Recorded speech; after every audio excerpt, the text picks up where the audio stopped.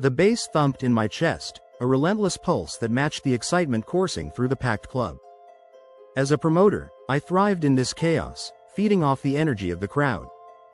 Tonight was supposed to be a celebration, an anniversary event for one of the hottest nightclubs in the city.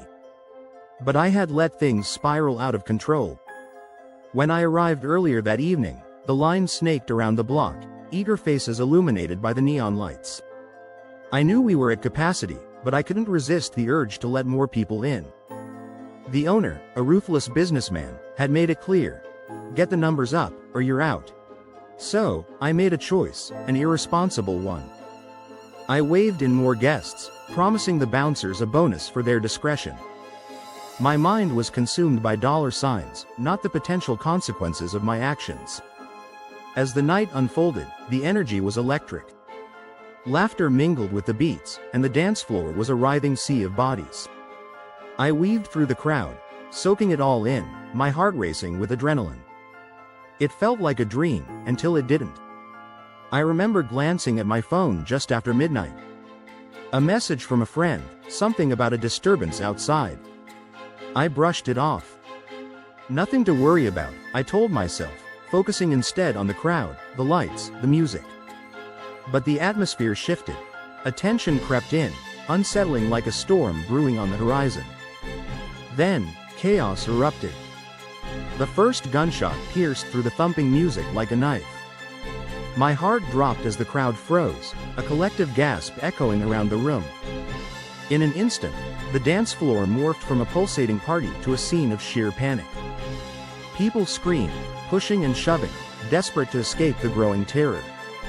I was paralyzed, rooted to the spot as confusion and fear enveloped me. The stampede began. I fought against the tide of bodies rushing toward the exits, but it was futile. The crowd surged like a wave, carrying me along with it. I heard more shots ring out, each one a reminder of the nightmare unfolding. The strobe lights flickered, casting disorienting shadows that danced with the chaos.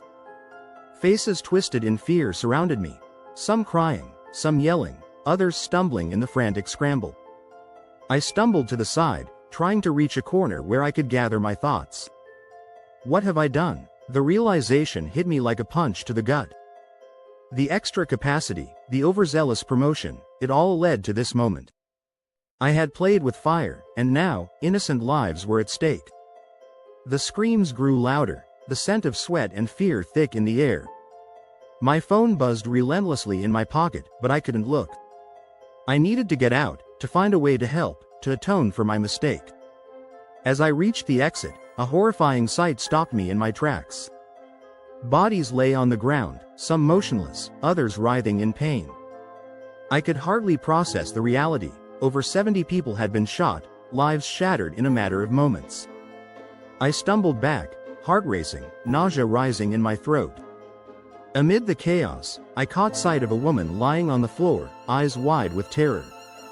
I felt an overwhelming urge to help her, but a voice in my head screamed to run.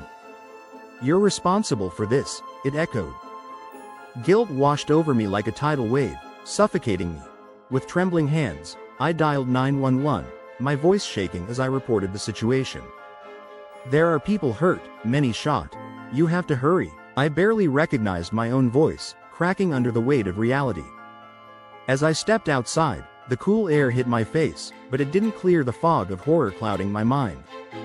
The sirens wailed in the distance, drawing closer, but I knew that nothing could erase the night's events. In that moment, I realized I would never escape the consequences of my actions. Lives would forever be altered, and I was the architect of that destruction. 78 people died that night and over 25 were injured. I had taken a night meant for celebration and turned it into a tragedy, and as the reality set in, I understood. I would carry this burden for the rest of my life.